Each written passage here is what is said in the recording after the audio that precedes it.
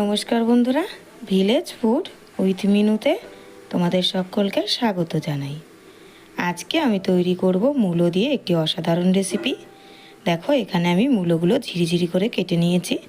এটা কিন্তু আমি গ্রেট করে নিয়েছি, তোমরা চাইলে বটি দিয়েও কাটতে পারো। আর এই রেসিপিটি কিন্তু গরম ভাতের সাথে খেতে দুর্দান্ত লাগে। দেখো, এখানে আমি একটা কড়াই বসিয়ে দিয়েছি, সর্ষের তেল দিয়ে দিলাম। তোমরা কিন্তু চাইলে সাদা তেলেও করতে পারো। একটা গোটা শুকনো লঙ্কা আর দিয়ে দেব কালো জিরে ফোড়ন, তাহলে কিন্তু গন্ধটা খুব ভালো আসে। তারপর পেঁয়াজ কুচি আর কাঁচা লঙ্কা দিয়ে দিলাম। যদি তোমরা নিরামিষ খাও তাহলে পেঁয়াজ কুচিটা নাও দিতে পারো, সেক্ষেত্রেও কিন্তু খেতে দারুণ লাগে। এবার একটু হালকা লাল করে দেখো এটাকে ভেজে নেব। দেখো, ভাজাটা কিন্তু লাল লাল করে হয়ে গেছে। এবার আমি মূলোটা এখানে দিয়ে দেব। মূলোটা দিয়ে কিন্তু হালকা একটু লবণ দিতে হবে, তারপর একটু নেড়ে চেড়ে নিয়ে হালকা একটু ঢেকে দিতে হবে 2 থেকে 3 মিনিটের জন্য।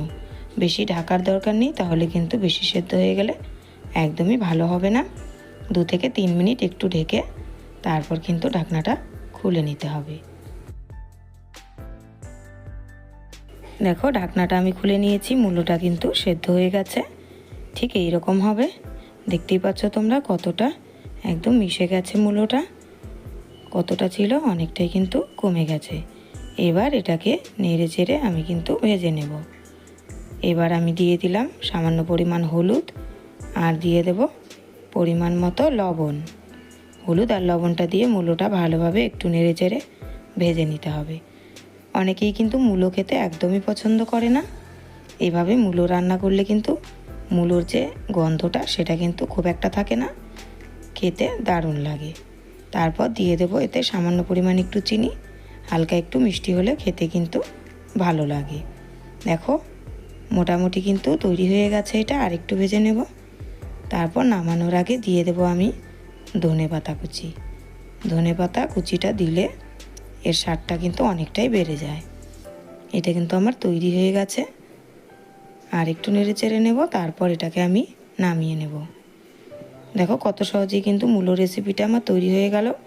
যদি তরকারিতে মূলো খেতে একদমই ভালো না লাগে তাহলে মূলো এভাবে রান্না করে দেখতে পারো, খেতে কিন্তু দারুণ লাগে। আর এটা কিন্তু রুটির সাথেও খাওয়া যায়, তাতেও ভালো লাগে। কত সহজেই মূলো রেসিপিটা আমার তৈরি হয়ে গেল। আজকের এই রেসিপিটা তোমাদের ভালো লাগলে অবশ্যই বাড়িতে একবার ট্রাই করো, খেতে দুর্দান্ত হয়। আর এই রেসিপিটি যদি তোমাদের ভালো লাগে তাহলে একটা কমেন্ট করে জানিও। আর চ্যানেলটি অবশ্যই সাবস্ক্রাইব করে রেখো আরও ভালো ভালো রেসিপি দেখার জন্য।